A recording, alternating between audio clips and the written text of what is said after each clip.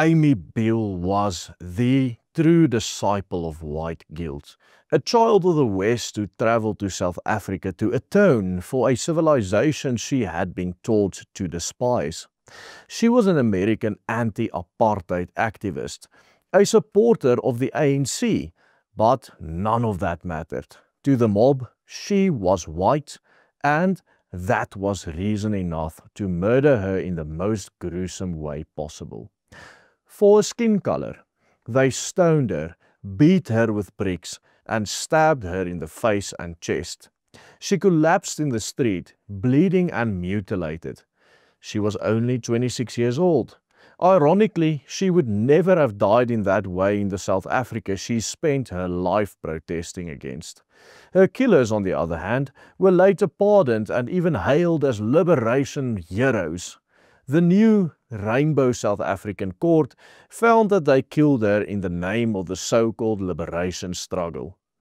How we came to this conclusion is totally beyond me, and after you hear the full story in this video, I would like to see your comments on this.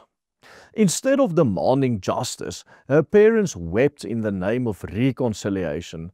They shook hands with the men who destroyed their daughter's body and even gave two of them jobs, at a foundation created in her memory. This was not forgiveness. It was a ritual act of self-erasure, the response of a people so crushed by guilt, so hollowed out by propaganda, that they would rather sanctify their child's murderers than confront the truth of what happened. Amy died because she believed the lie that you can embrace the violent and call him your brother, and her parents completed the ritual, white guilt absolving hatred, blood spilled to feed a myth. This is where liberalism ends, handing your children to the knife and calling it peace. Let's get to the full story. Amy Beale was not just another tourist. She wasn't just another American passing through Cape Town in the early 90s. She was a bright young Fulbright scholar from Stanford University, deeply invested in South Africa's transition to black rule. Like all liberals at the time, she firmly believed in the Rainbow Nation dream. Working at the Community Law Centre at the University of the Western Cape, focused on issues of racial reconciliation and gender equality. In her mind, she was part of this liberation struggle, a foreign ally giving up her talents to what she believed was the birth of a new democracy. But on August 25, 1993, just months before South Africa's first democratic election and exactly a month after the famous St. James Church massacre, where Opla terrorists attacked Christians during a Sunday evening service, Amy was driving three friends home to the township of Gugulethu. As her car slowed down near a bus stop, a mob surged. Bricks smashed against the windshield. Hands dragged her out of the driver's seat of her car. She tried to run, but a stone was smashed into her skull. The mob chanted for blood, and she was stabbed to death by young men representing the very organization she believed she was helping liberate South Africa. Amy Beale was 26 years old. She had dedicated her very short life to the very cause of those who killed her.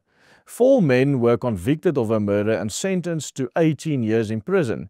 Yet, in 1998, the Truth and Reconciliation Commission granted them amnesty, declaring her killing to be a political act in service of the fight against apartheid. The most ironic ruling a court could possibly make, according to anyone with a sane mind. But this was the new South Africa under Mandela. And yet, shockingly, Amy's parents, Peter and Linda Beale, not only accepted the decision, but they even endorsed it. In fact, they went even further. They started the Amy Beale Foundation Trust in Cape Town, where they even employed 2 of the very men who had murdered their daughter in the most gruesome way possible. Amy's story has since been told as this parable of forgiveness and reconciliation, the young American who gave her life to South Africa's struggle, and whose parents turned her tragedy into a symbol of hope for this nation. But the deeper question remains, what does it mean when someone who stood for liberal ideals such as egalitarianism and multiculturalism was violently and brutally consumed by the very revolution she supported? Was her death a senseless act of racial hatred or the brutal logic of a liberation movement that declared all whites, even their allies, as settlers marked for death? Amy's life and death sit at the crossroads of South African history. The promise of freedom and equality, but the reality we still see today of violence and destruction, and ultimately the haunting reminder that liberal and left-wing revolutions have always exhibited the tendency to devour their own supporters.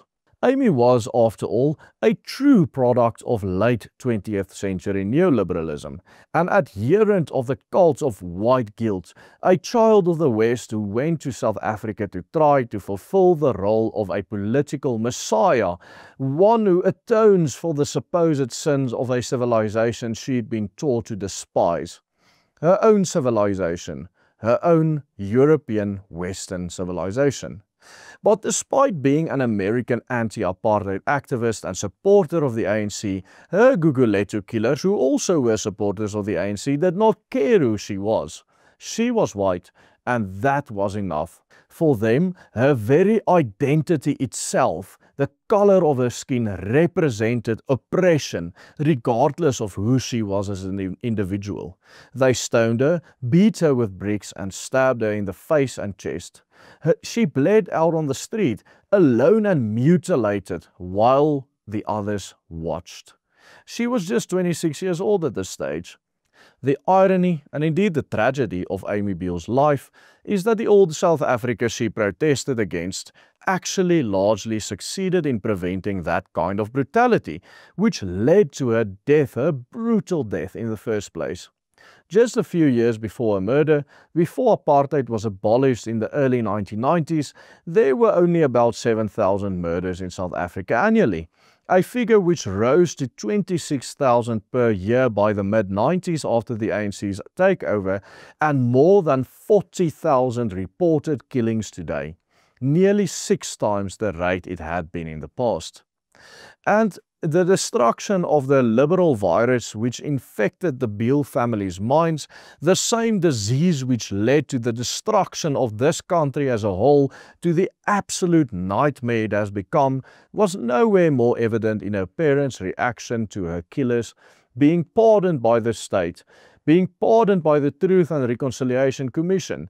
Instead of applying the God-given principle of justice upon which good jurisprudence is based, they opted to reward the very men who brutally murdered their daughter. It is not love that is elevating leftist political pandering over your own child. And I'm sorry to say this, but what Amy's parents did is nothing short of disgraceful to her memory. And herein lies the real poison of liberalism.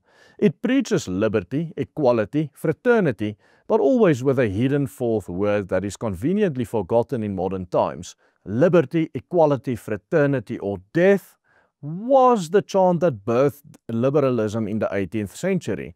The one with or death at the end. That was the motto that actually led to the bloodshed of the French Revolution's famous Reign of Terror. And this very sentiment has echoed through every so-called liberation struggle or revolution since. From the guillotines of Paris, to the gulags of Russia, to the machetes in Rwanda, and to the bricks and knives of Gugulethu, liberal freedom has everywhere carried within it the seed of blood. Liberalism promises progress, but in the end, it has no anchor in God's law or God's justice, no restraint on man's violence, and no true redemption for sin. It leads to the kind of political system where the mob decides who deserves to live and who must die. Amy Beale's fate was not an accident. It was the predictable outcome of a worldview that shouts liberty with the one hand and wields death with the other hand. Amy's story and the story of her family is a manifestation of the ritual self-destruction characteristic of a people who no longer believe that they have the right to exist, a people so broken by guilt and so hollowed out by propaganda that they would rather glorify their child's killers than to seek the justice that Amy deserved in life and in death. Here at the Willem Petzer Group, we are dedicated to bringing about the end of the age of liberalism in the West. We are in a propaganda war against our enemies, and it is in the midst of this war that we have chosen to dedicate our lives to fighting the cause of justice and truth. Check out our recent video where we expose the truth about land ownership and land reform in South Africa by clicking on this link appearing on your screen right here. And strengthen us in this task by becoming a member of the Willem Petzer Group.